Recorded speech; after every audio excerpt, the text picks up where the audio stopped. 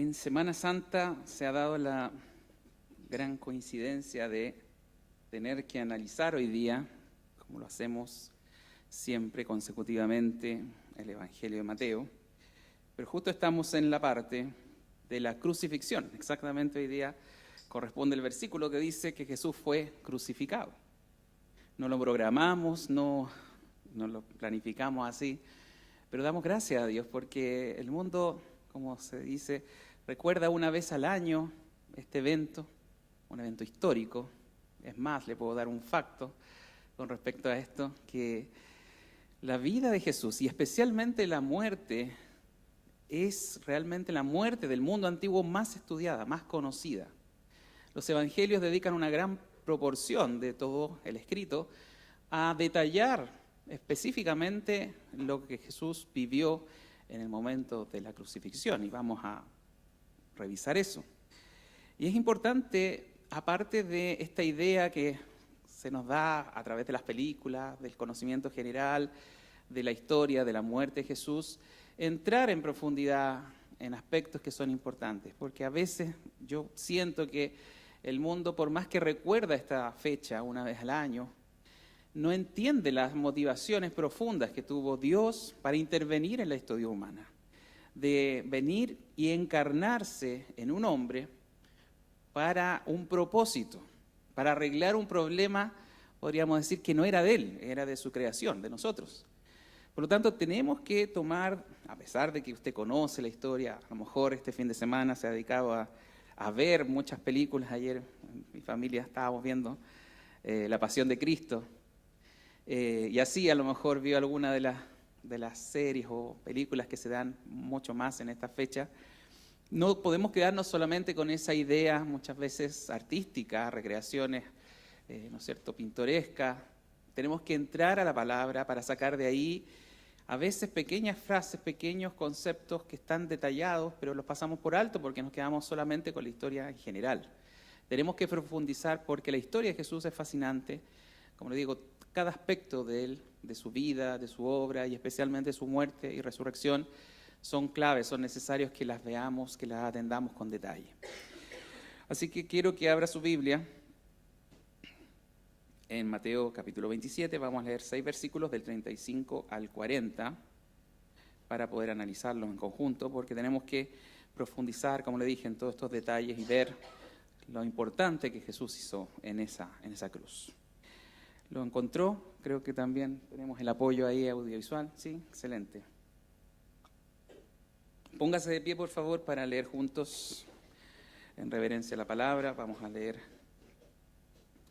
todos juntos estos versículos y después vamos a orar para pedirle a Dios que nos guíe en esta exhortación. Dice así, Mateo 27:35: Cuando le hubieron crucificado, repartieron entre sí sus vestidos, echando suertes para que se cumpliese lo dicho por el profeta. Partieron entre sí mis vestidos y sobre mi ropa echaron suertes. Y sentados le guardaban allí. Y pusieron sobre su cabeza su causa escrita: Este es Jesús, el Rey de los judíos. Entonces crucificaron con él a 2 ladrones, uno a la derecha y otro a la izquierda. Y los que pasaban le injuriaban, meneando la cabeza y diciendo: Tú que derribas el templo y en 3 días lo reedificas, sálvate a ti mismo. Si eres el Hijo de Dios, desciende de la cruz. Amén. Hasta ahí. Puede tomar asiento. Y vamos a orar por lo que vamos a analizar. Padre, una vez más estamos un domingo, especialmente este domingo, en el cual recordamos estos eventos que acabamos de leer. Y yo quiero pedirte, como siempre, Señor, que tu guía, que tu Espíritu Santo esté iluminando, Señor, nuestras vidas, Señor. No solamente la mía, que tiene que entregar esta exhortación de tu palabra, sino que también cada uno de mis hermanos que hoy día está presencialmente aquí, aquellos que nos van a escuchar por las redes sociales, porque queremos que tu mensaje, Señor, la obra que tú hiciste en la cruz, no quede, Señor, sencillamente en una película, en un texto escrito, Señor, sino que se haga viva y en nosotros, Señor. Queremos que nos inundes de tu verdad, que nos puedas transformar a través de ella. Y yo te pido una vez más que por medio de la obra espiritual que haces tú, Señor, en medio nuestro, lo logre, Señor. Una vez más, haga, Señor, resplandecer tu nombre en medio de esta generación que no te reconoce, que no da el tiempo siquiera, a pesar de tener un día feriado especial, no da el tiempo para reconocer lo que tú hiciste hace tanto tiempo. Te pido en el nombre de Jesús que nos guíes en este estudio una vez más. En tu nombre, amén, Señor. Bueno, como les decía, al explorar el texto de la crucifixión, tenemos que tratar de despojarnos de las películas de Hollywood, de las ideas que se nos presentan. Son fáciles retener las imágenes, por cierto, es mucho más simple que leer un texto y tratar de recrear lo más cercanamente a lo que fue ese momento en la cruz. Y realmente, como usted ve, nos vamos a sacar ciertas ideas que la gente polemiza o que de repente la representación artística en la película detalla. Como usted ve acá, sencillamente mencionan y fue crucificado y punto, y no da ningún detalle acerca de cómo pusieron los clavos, esa eterna discusión si fue aquí en la mano, digamos en el entre los metacarpo, y el carpo, o fue entre los huesos, en los dos huesos de la muñeca principales, ahí la tibia, el radio.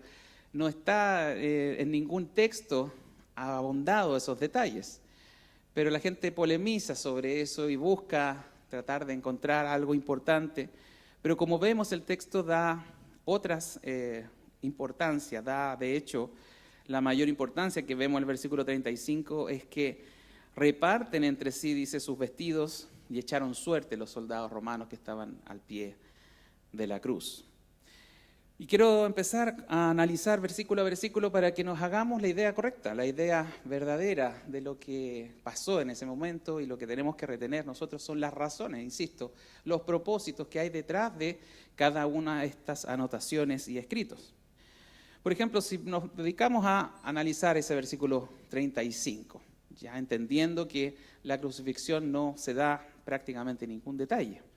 Tal vez algunos piensan porque la crucifixión no era necesario describirla en toda su atrocidad, en toda su morbosidad, porque era algo conocido. Sabíamos que en ese tiempo se sabía cómo los romanos crucificaban, no había necesidad de dar detalles. Pero los evangelistas, y de hecho eso es lo que nos relata Mateo y casi todos los evangelios, ponen mucho énfasis a lo que pasó con la ropa de Jesús. Y que eso cumple, de hecho, una profecía que está en el Salmo 22, un texto justamente mesiánico, un salmo mesiánico que nos habla de eso. Comentábamos hace un par de semanas que la idea incluso que no representa, por ejemplo, las películas, es que Jesús probablemente estuvo desnudo en la cruz. Y vamos a ver que eso es posible de acuerdo a los mismos textos, cómo relatan esto que se le despojaron sus ropas y fue puesto, ¿no es cierto?, en un madero, probablemente sin ninguna taparrabo, como se ve en las recreaciones de las películas.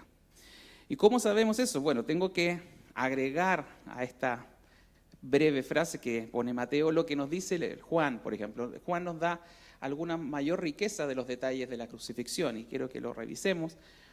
Dice Juan capítulo 20, espero que esté en la proyección, 23 al 24, dice: cuando los soldados hubieron crucificado a Jesús, tomaron sus vestidos e hicieron 4 partes, una para cada soldado. Ya nos informa que habían 4 soldados al pie de la cruz y que repartieron sus vestidos. Esa primera vestimenta, al parecer, podría ser algo más, digamos, ropa más íntima, o la primera capa de ropa que llevaba. Porque después dice: tomaron también su túnica, la cual era sin costura, de un solo tejido de arriba a abajo. Tenemos que imaginar que las túnicas las hacían como fuese una sábana, un gran pedazo de tela que se amarraba o se daba algunas vueltas para cubrir a la persona.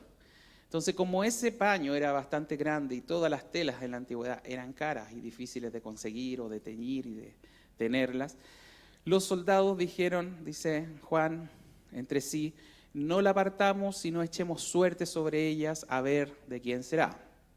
Y Juan anota: esto fue para que se cumpliese la escritura que dice: repartieron entre sí mis vestidos y sobre mi ropa echaron suerte, y así lo hicieron los soldados.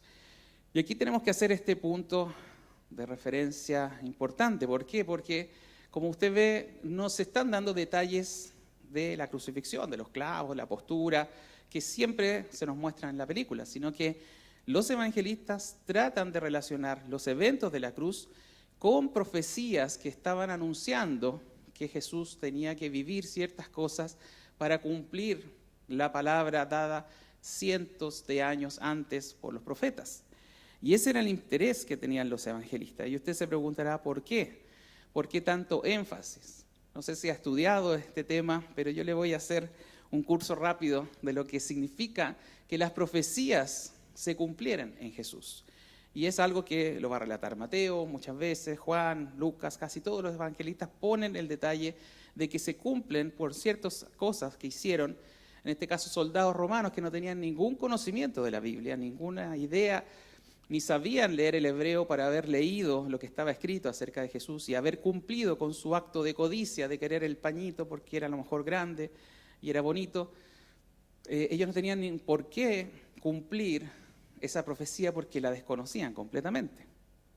Pero ¿cuál es el asunto? Si usted no sabía, hay más de 300, ese es un número bajo de hecho, más de 300 profecías concernientes a la vida, desde el nacimiento de Jesús, de haber nacido en Belén, ¿no es cierto?, de haber nacido de una virgen, etcétera. Más de 300 alusiones en el Antiguo Testamento que se cumplen perfectamente tanto en la vida, en la muerte especialmente, y en la resurrección de Jesús. Hay cosas que vamos también a ver más adelante en el texto, que no fueron quebrados sus huesos, que él se le dio a beber, ¿no es cierto?, cuando tuvo sed, etcétera. Un montón de detalles que el texto, los evangelistas una vez y otra vez van poniendo de relieve, más que el detalle de la cruz. Que se cumplieran las Escrituras era lo más importante. ¿Y por qué? ¿Por qué es importante también para nosotros que eso haya sido así? Porque efectivamente en el Antiguo Testamento todas esas profecías apuntaban sobre una persona, apuntaban sobre el Mesías. Y si nosotros no nos detenemos a pensar en lo mismo, entonces vamos a perdernos de lo importante que era que Jesús cumpliera esas profecías. El otro día en TikTok, para que sepa, tengo TikTok y también lo reviso, no es pecaminoso en sí mismo, pero me apareció en el TikTok, usted sabe que eso lo hace la misma, se dice el algoritmo, ¿no es cierto? Apareció una discusión de un rabino judío en el TikTok que estaba obviamente desestimando a Jesús como el Mesías, como el Salvador. Y decía algo así que no había ningún texto en el Antiguo Testamento, en la Torá y en en los primeros libros de la Biblia, que apuntaran o dijeran que para salvarse las personas tenían que creer en Jesús. Y él estaba obviamente en contra de Jesús en todo lo que él relataba. Pero si bien es cierto que no hay ningún versículo que dijera, si usted cree en Jesús se va a salvar, ¿qué es lo que tenían los antiguos? ¿Qué es lo que tenía el pueblo de Israel? El conocimiento de muchas profecías que apuntaban justamente al verdadero Mesías. Y cuando apareció ese Mesías, cuando apareció Jesús, ¿cuál fue la principal polémica que tuvo con los fariseos? Que él les decía que creyeran en él, que él era efectivamente el que cumplía las profecías. Por eso es importante que tengamos claro este punto. Porque si usted puede decir que Jesús cumplió las profecías, entonces usted puede descansar que Él es el verdadero Mesías y que no hay otro y que no va a venir otro, porque el que venga va a ser básicamente el anticristo, algo que mucha gente también especula y anda buscando, tratar de encontrar a ese personaje siniestro que va a aparecer en el fin de los tiempos y pareciera que las cosas se acercan a eso. Pero nosotros tenemos que tener claro que el sinnúmero de más de 300 profecías apuntan a Jesús, para que usted esté seguro que Él es el camino al Padre, Él es la salvación para nosotros. Y aún los judíos, si no creen y seguimos viendo ese pecado de incredulidad, nosotros no nos equivoquemos que efectivamente Jesús realmente estaba señalado por toda esa multitud de palabras proféticas que Él era realmente el Mesías. Y por eso los detalles en cada uno de los pasajes en la crucifixión que refuerzan y recuerdan que Jesús era el que tenía que venir, que hizo aún personas como los romanos que no tenían el conocimiento, cumplieron las profecías que estaban anotadas sobre él. Vamos al versículo 37. Dice el versículo 37, y pusieron sobre su cabeza su causa escrita. Este es Jesús, el Rey de los judíos. Bueno, nuevamente los evangelistas van a dar otro tipo de detalle. En este caso, lo que se lee ahí es la sentencia. Sabemos que la sentencia era mentirosa, era artera, no tenía razón de ser esa la causa escrita. Los judíos habían querido que se escribiera de hecho otra cosa, eso nos dice el Evangelio de Juan. Ellos cuando vieron el cartel puesto ahí dijeron, no, eso no es lo que nosotros queremos que diga la sentencia, sino Juan dice que lo que ellos querían era que él dijo que era el rey de los judíos, no que era el rey de los judíos. Pero Pilato una vez más, según el relato de Juan, nos dice, lo que está escrito, escrito está, y punto, se acaba la discusión. Ahora, este cartel que declaraba la sentencia tiene algo interesante. Mateo no lo dice, pero sí Juan, insisto, complementa esta historia porque dice que se escribió en 3 idiomas. El título estaba escrito en hebreo, en griego y en latín. Y usted dirá, ¿para qué ese detalle? ¿Cuál es la importancia? Bueno, nuevamente, a pesar de que el mundo hasta el día de hoy desconoce la historia de Jesús o la conoce superficialmente, no profundamente, incluso en ese detalle de la cruz, vemos la universalidad de Jesús. ¿Por qué no sé si eso era la tendencia en todos los presos, no creo, pero a Jesús le pusieron un cartel en 3 idiomas que representaba el mundo antiguo. El mundo de los judíos en el hebreo, el mundo griego, por el griego, ¿no es cierto?, por el idioma griego, y el mundo del Imperio Romano en el latín. Por lo tanto, sin querer, las personas iban anunciando que efectivamente Jesús no era tan solo el rey de los judíos, sino el rey de todo el universo. Y al ponerlo en 3 idiomas, entonces nos habla de su alcance mundial, que iba a llegar a todas las lenguas, tribu y nación, como nos dice también la Biblia en otras partes. Por lo tanto, miremos que aún los detalles pequeños tienen un significado. Están mostrando a Jesús como alguien especial, no como cualquier judío, ¿no es cierto?, que transgredió la ley, sino que es la persona que representa efectivamente lo que ellos no querían que pasara, su mesianidad y su reinado sobre todos. Vamos al versículo 38 porque el 39 y 40 lo vamos a analizar más profundamente. El versículo 38 se nos muestra algo que siempre conocemos esta historia, la historia de los 2 ladrones a los lados de Jesús. Mateo solamente indica la ubicación, que Jesús estaba al centro y a cada lado, a derecha e izquierda, se crucificaron, ¿no es cierto?, a 2 ladrones. Yo sé que esta historia es realmente increíble y de alguna manera, si lo pensamos bien, Dios puso a esas 2 personas justo al lado de la cruz, no como una casualidad, como un accidente, sino que cada uno de ellos representa efectivamente nuestro mundo, el mundo, la humanidad.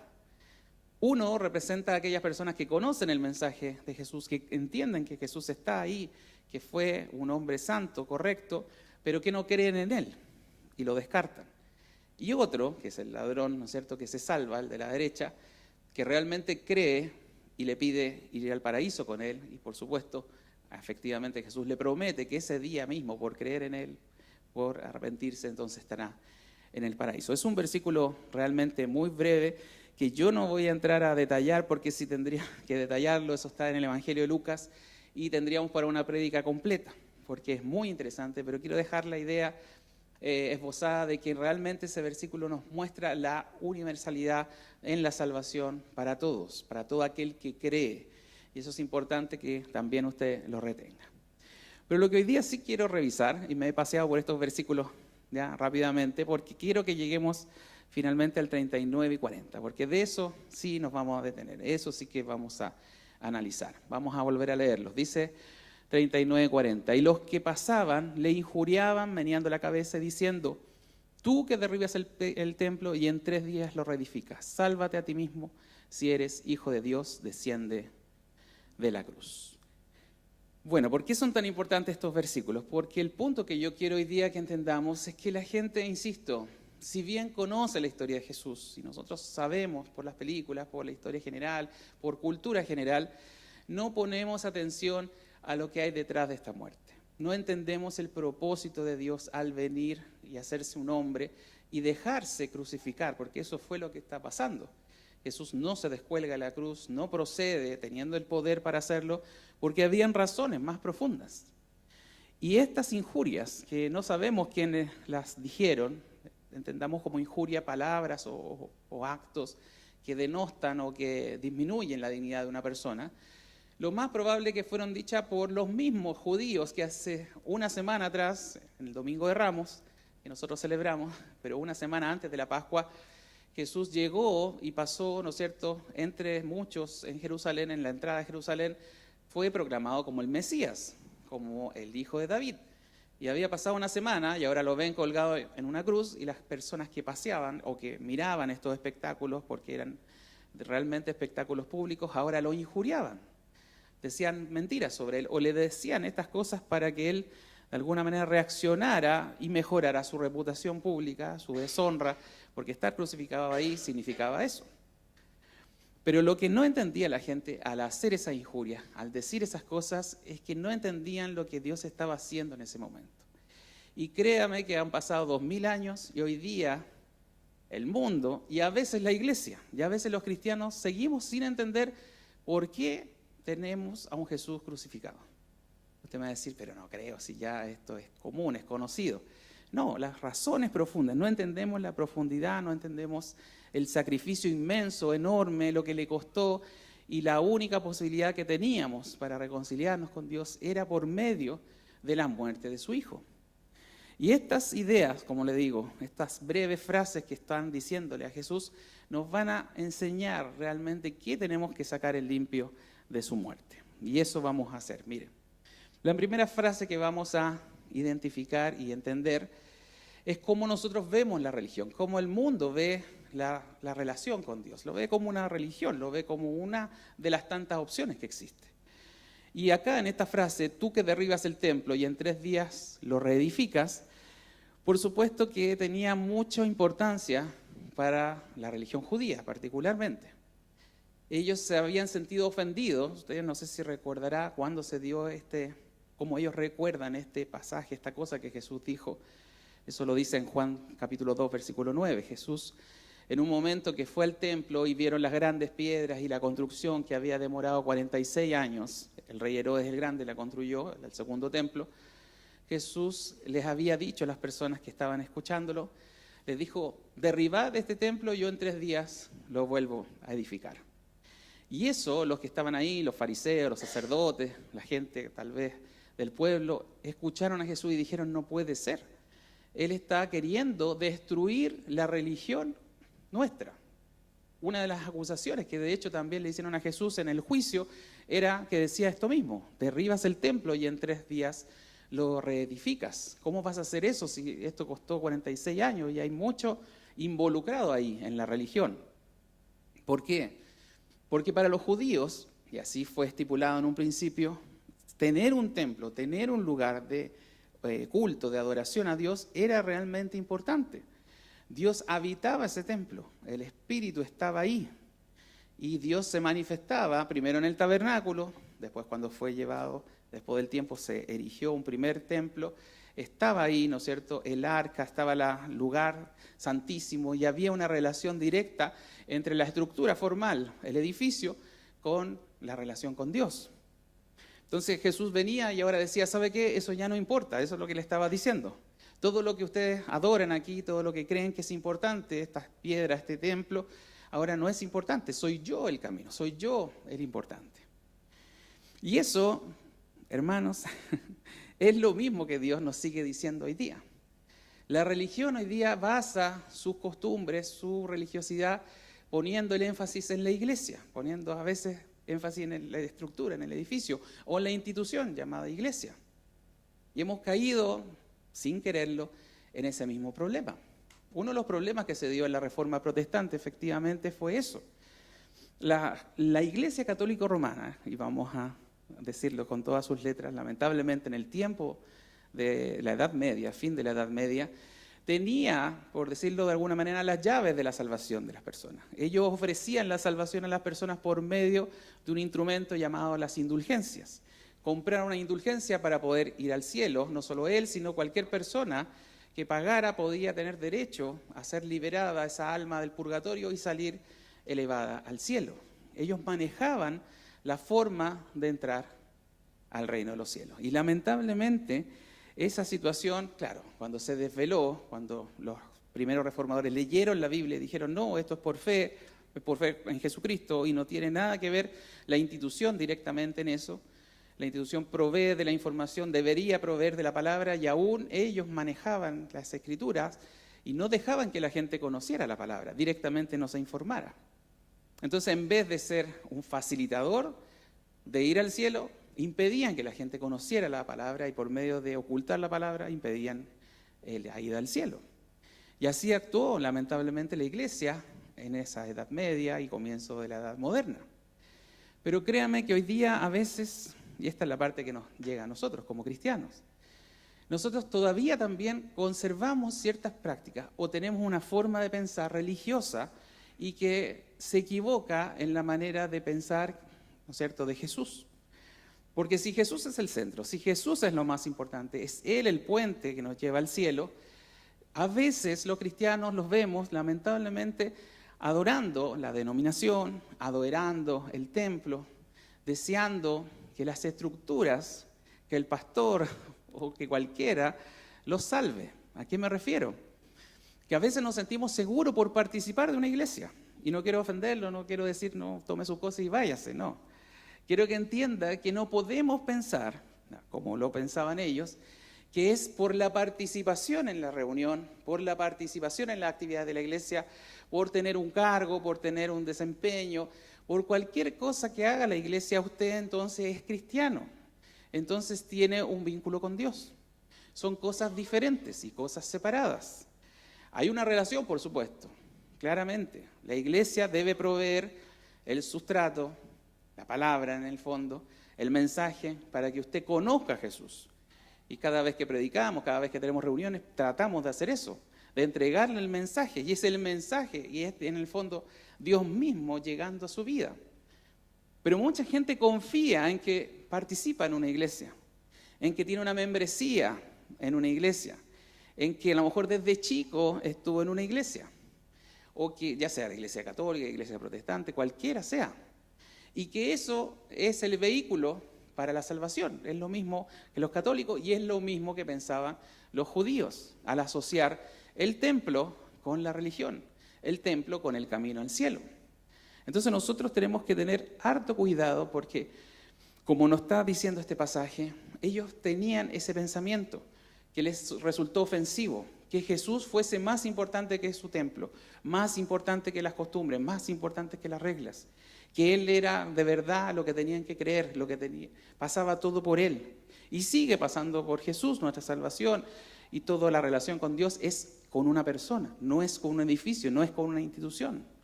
Esto provee los medios y debiésemos esforzarnos por eso, de ser cada vez más claros, cada vez más preocupados de que esto le funcione para que usted conozca finalmente a Jesús y se una a Él.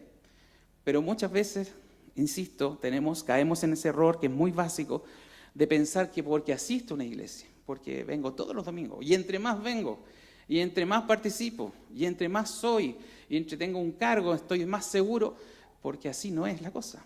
Tenemos que conocer que Cristo es el que salva, y no la iglesia. La iglesia es un medio provisto por Dios para llegar a eso.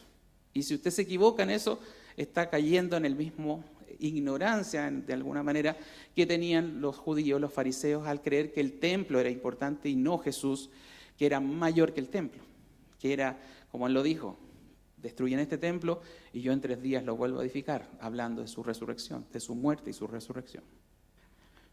Segundo concepto que sigue siendo equivocado en mucha gente, el concepto sobre la misión de Jesús, sobre por qué Jesús murió en sí mismo, por qué tuvo que dejarse crucificar y dejarse morir. Y eso está en la frase, ¿no es cierto?, que le dicen a Jesús, sálvate a ti mismo. ¿Qué es lo que hay detrás de esa frase, sálvate a ti mismo? Bueno, es una injuria, es una deshonra, es un sarcasmo, ¿ya? Se parece mucho a nuestro chilenismo, no sé si todavía se dice, por ahí yo lo decía, vos no salváis a nadie, no sé si alguna vez lo dijo, ¿ya? A veces yo lo decía, o le decíamos a un amigo, vos no salváis a nadie, o sea, no valís nada, no sirves en lo que haces.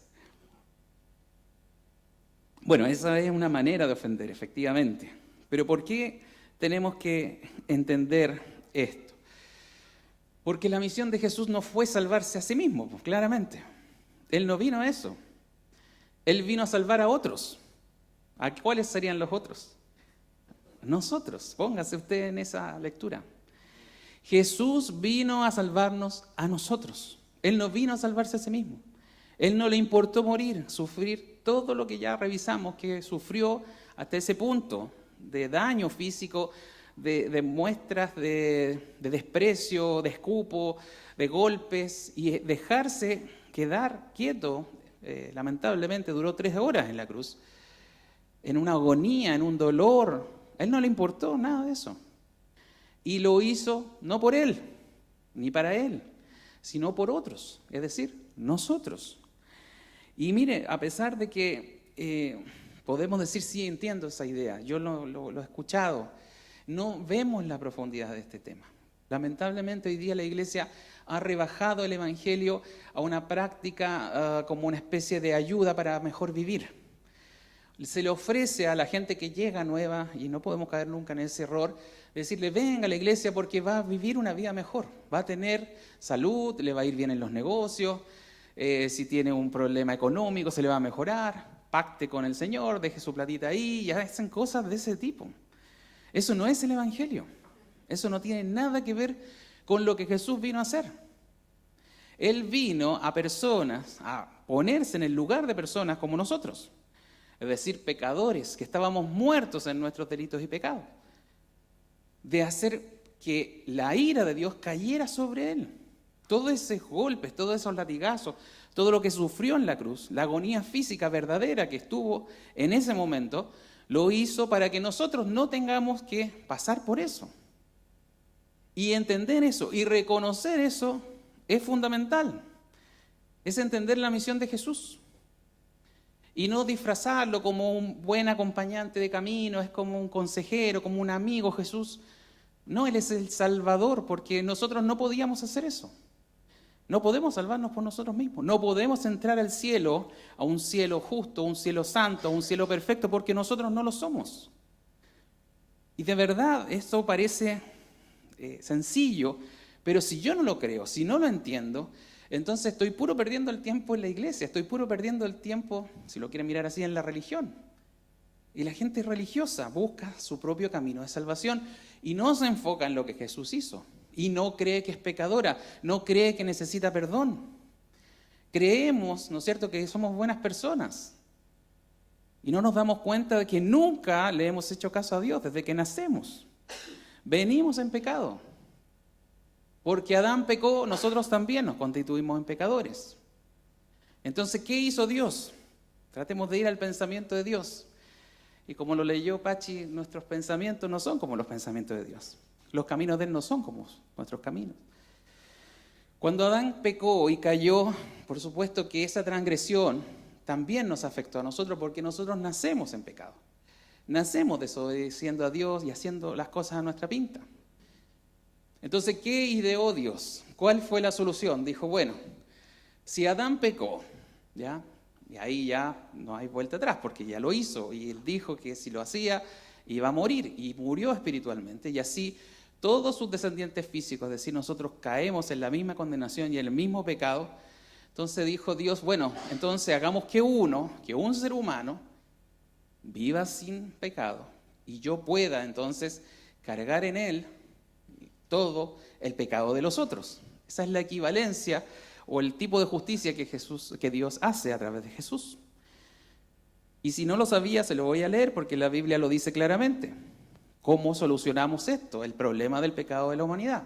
Si un hombre pecó y todos pecamos, entonces que un hombre sea justo y yo justifico a todos. Eso dice Romanos 5, 18 y 19. Leámoslo juntos. Dice, así que como por la transgresión de uno vino la condenación a todos los hombres, es decir, Adán, está hablando de Adán, transgredió y todos los hombres fueron condenados. De la misma manera, por la justicia de uno vino a todos los hombres la justificación de vida. Porque así como por la desobediencia de un hombre los muchos fueron constituidos pecadores, así también por la obediencia de uno los muchos serán constituidos justos. Ahí está la equivalencia. La justicia de Dios opera de esa manera. Y por eso Jesús no vino a salvarse a sí mismo, sino vino a salvarnos a nosotros. Él quería y deseó la muerte para darnos libertad a nosotros. Y eso es muy grande, eso es muy importante. Porque eso tiene que ver con que Jesús realmente hizo bien su trabajo y no desfalleció y no fracasó y lo hizo completamente, no lo dejó a medias, como cualquiera de nosotros lo podría haber hecho. Y en eso tiene que ver el siguiente punto. Si eres hijo de Dios, desciende de la cruz. Va un poco muy parecido a lo mismo, mire. Esto tiene que ver con la función de Jesús y su identidad, la relación que hay entre esas dos cosas. ¿Por qué le digo esto? Porque realmente, si Jesús no hubiese sido el Hijo de Dios, Dios encarnado, Jesús no habría podido cumplir su función o su misión. Era necesario que, le insisto, viniera un hombre perfecto, que cumpliera todo para librar a los imperfectos de todos los pecados. Y eso es la razón de por qué cuando le dicen y le injurian, si eres hijo de Dios, desciende de la cruz, Jesús no tomó sus cositas y se descolgó y se fue caminando. No sé si lo entiende. Ellos querían decir con esa frase que si Jesús era el Hijo de Dios, entonces tenía que descolgarse, tenía que bajar y demostrar que era el Hijo de Dios. Pero es todo lo contrario. Por ser el Hijo de Dios y por tener las capacidades y las características de ser Hijo de Dios, Él tenía que quedarse en la cruz. Si no, iba a fracasar todo. Y tenemos que mirar lo importante de eso, porque el ir a la cruz, el sacrificarse por otros, mire, pensémoslo en algo más simple. En cumplir su palabra, cuando usted hace algo por otro, se compromete a hacer algo, no es difícil, ya es difícil cumplir una palabra. Porque a veces las cosas no salen como usted quiere. A veces suceden cosas en el camino y le cuesta cumplir. Usted pidió plata a una persona, le dice, sí, yo te pago el otro mes, pero justo se le enfermó el hijo. Y entonces la plata que tenía destinada a pagar no la está teniendo. ¿Cómo lo hace para cumplir su palabra? Así somos, así de fáciles en quebrar nuestras promesas. Entonces, que alguien, Dios haya dicho, bueno, voy a librarlo a todos, pero si alguien hace la justicia perfecta, se pone en la brecha y cumple la perfección completa, si esa persona hubiese sido cualquiera de nosotros, no habríamos llegado ni a la esquina. Le aseguro que el primer día de tratar de cumplir alguna de las cosas que Dios le impuso a Jesús, habríamos salido arrancando. Piensen en el Getsemaní, el sufrimiento, la agonía que tuvo Jesús para cumplir efectivamente lo que el Padre le estaba demandando. Tienes que dejarte golpear, atropellar, denigrar y morir. Y hasta el último momento en la cruz le están diciendo, desciende la cruz, bájate. Si eres hijo de Dios, pruébalo con eso. No bastaba todos los milagros, todas las sanidades que había hecho. Seguían insistiendo, injuriándolo en esto, molestándolo en su labor. Ni siquiera hizo su labor tranquila. Y así a veces nos cuesta aceptar y creer y confiar en Jesús. Hizo algo verdaderamente imposible para cualquier ser humano. Para nosotros es difícil cumplir una promesa, es difícil cumplir un deseo de vida o de nuestros padres, un sueño un proyecto que usted tenga. Le va a costar mucho, algunos no lo logran. Y a veces vemos en las redes sociales personas que cumplieron sus sueños, pero claro, no le cuentan la parte B, todo lo que hicieron y cosas fraudulentas que incluso hicieron para lograrlo. Si usted ve a un millonario, ve a un hombre de empresa, dice, oye, ¿cómo lo hizo? Pero a veces hubo mucho pecado debajo para lograrlo. Pero Jesús cumplió su misión sin pecado, cumplió su misión de manera perfecta. Y lo pudo hacer porque era el Hijo de Dios, porque realmente fue santo, fue perfecto, si no, el sacrificio no habría servido de nada. Entonces, nosotros, con esta frase muy similar a lo que le decían, Les recuerdo que a veces nosotros también esperamos de Jesús cosas que Él no está para darnos. Y esto tiene que ver un poco con lo que le decía. A veces nosotros tenemos expectativas de Dios o de la iglesia o de la religión, como quiera tomarlo, que no son lo que Jesús prometió y lo que desea. Dios no está interesado en darnos un mejor auto, una nueva casa o incluso sanarnos, y eso depende de Él. A veces oramos por sanidad de las personas y está bien, pero Dios puede que no querer eso para su vida, puede decir no a eso. Y nosotros le cargamos a Dios, le ponemos una cuenta que en realidad es nuestra, le ponemos una carga que es nuestra vida, para que Él la solucione. Como Dios es bueno, decimos, la lógica humana, Dios es bueno, entonces me tiene que ayudar. Pero Dios fue muy bueno al morir por nosotros, al sacrificarse por nosotros y no descolgarse de esa cruz, ¿me entiende? Son cosas diferentes, son planos diferentes. Jesús vino a hacer su trabajo y aún la gente le pedía explicaciones y le trató de endosar sus expectativas de lo que esperaba de un Mesías. Jesús no estaba dispuesto a eso. Y qué bueno que fue así. Qué bueno que soportó los insultos, los atrevimientos de las personas para después decirle perdónalo, porque no saben lo que hacen, no saben lo que dicen.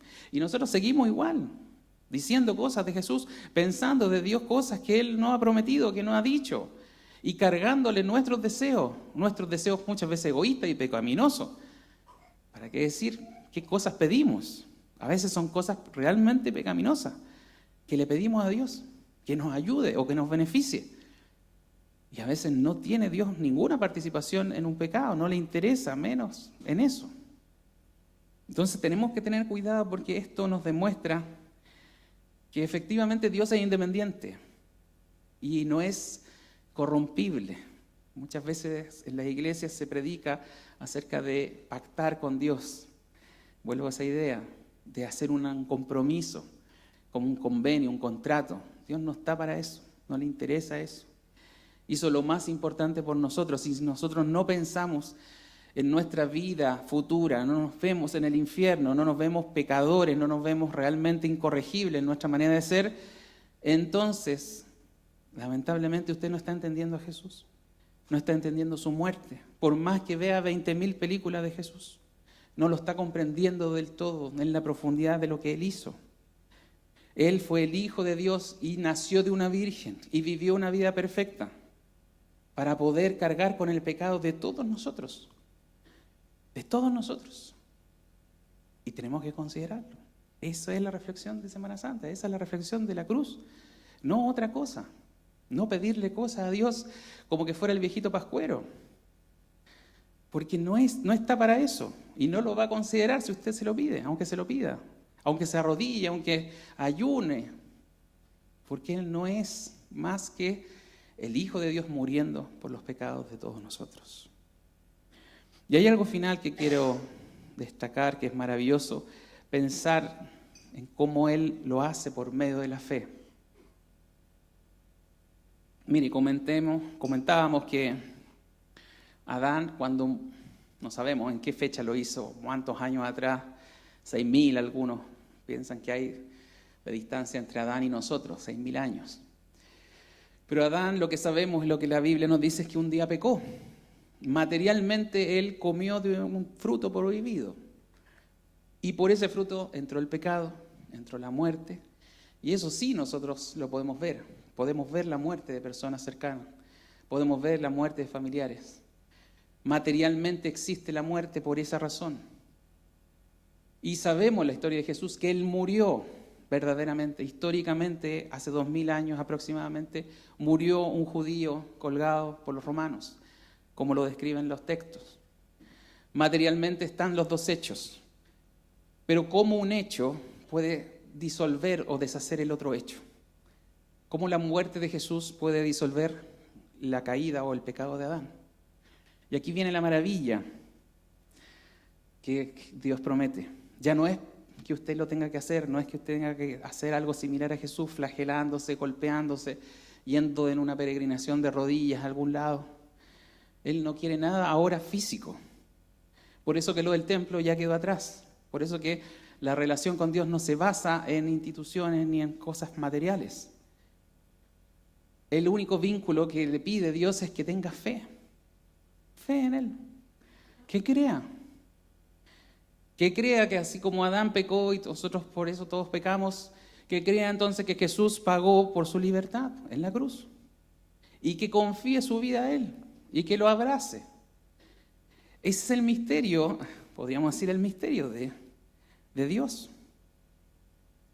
Dios nos llama a eso, a creer, a ser justificados por la fe, a no pedirnos más sacrificios, sino cambiarlo todo por creer, por recibir eso. Y hoy día una vez más es que estamos revisando este tema, y si usted no conoce esta historia o nunca la vio con esta profundidad, yo le quiero decir que, así como dice Isaías, que tenemos que buscar a Dios. Dice, buscad a Jehová mientras pueda ser hallado, llamadle en tanto que está cercano. Dios está cercano para todos nosotros todavía. Él no ha vuelto a terminar este mundo, todavía falta tiempo para el fin del mundo, para su segunda venida, como lo revisamos los martes. Si usted no conoce la historia de Jesús, no la conocía así, no entendía para qué murió en una cruz, es porque Dios tiene misericordia. Y mientras pueda, entonces crea a esa historia. Dice el versículo 7 de Isaías 55, que ya lo leyó en el principio de la reunión, dice, deje el impío su camino y el hombre inicuo sus pensamientos y vuélvase a Jehová. Volvernos a Dios, ¿cómo? Por la fe, por creer a lo que Él hizo, el cual tendrá de Él misericordia y al Dios nuestro, el cual será amplio en perdonar. La muerte de Jesús representa el perdón de Dios para pecadores. Y si usted se siente pecador, se ha visto pecando, se da cuenta que su vida no está en orden, entonces tiene que venir a Él, tiene que recibirlo, tiene que sentarse a arreglar cuentas con Dios y creer que Él pagó por nosotros. Y si nosotros creemos esta historia, claro, recibimos el cielo, recibimos automáticamente los beneficios de ese sacrificio, para que nosotros no nos sacrifiquemos ahora.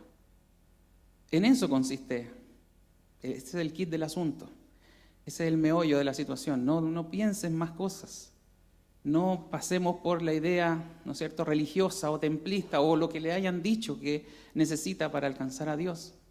Dios está ahí, su obra está expuesta en la cruz, es de dominio público, es conocido, necesita creer a lo que Él hizo. Y si cree, eso va a ser el motor de su cambio. Eso va a dar entonces todas las cosas. Él va a proveer, como cantamos, Él va a proveer. Él nos va a sostener en medio de la prueba, en las caídas, en los fracasos, va a estar ahí. Pero tiene que estar en su vida, primeramente por medio de la fe.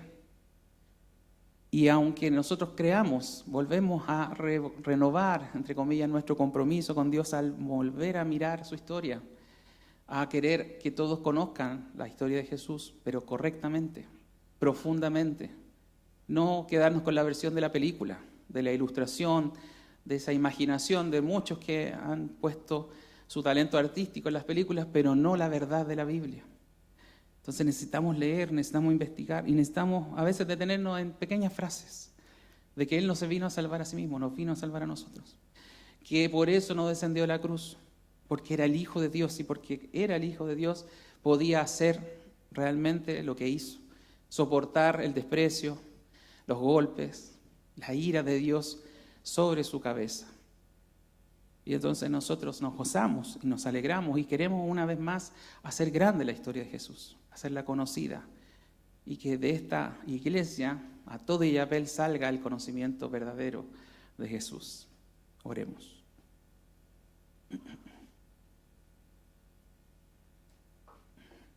Señor, te damos gracias una vez más. Sabemos que en esta fecha, Señor, el mundo ha encontrado descanso, ha tomado un día festivo, Señor, para pasar con su familia, para viajar, para tomar, Señor, un refrigerio dentro de las actividades que tienen, Señor. Pero nosotros no podemos descansar sin hablar, Señor, sin decir lo que tú hiciste, sin volver a alegrarnos y llenarnos de gozo, Señor, de un gozo permanente, un gozo perpetuo, tal como lo representa esa parábola donde un hombre halla un tesoro en un campo y aún deja todo lo que tiene y vende todo lo que tiene por adquirir ese tesoro que encontró en un campo, Señor. Así eres para nosotros tú, Jesús. Y yo te pido en el nombre de Jesús que aquellas personas que todavía no te conocen, que todavía, Señor, no han visto la verdadera significación, la verdadera grandeza de la cruz, Señor, puedan verlo a través de este mensaje, puedan verlo a través de estudiar tu palabra una y otra vez, volver a encontrarnos contigo, Señor. Y nosotros que lo conocemos, alegrarnos, Señor, y festejar, Señor, la obra que hiciste, que era imposible que cualquier hombre hiciera, que no teníamos ni la capacidad, ni la habilidad, ni el deseo, Señor, de sacrificarnos por otro. A veces no lo hacemos ni siquiera en nuestro matrimonio, con nuestros hijos, Señor. No nos sacrificamos, Señor, verdaderamente como tú lo hiciste, al punto de entregar tu vida, Señor, por otros. Pero con eso tú nos das una gran enseñanza, nos das un gran, Señor, demostración de perdón y de amor, porque no lo merecíamos, Señor.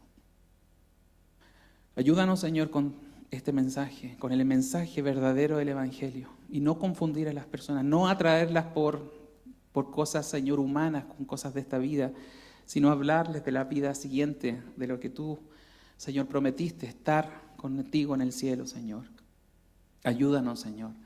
Prepáranos como iglesia, como hermanos, Señor, a seguir haciendo tu voluntad y que tu voz se escuche fuerte en Illapel y en toda la provincia, Señor. Te lo pido en el nombre de Jesús. Amén.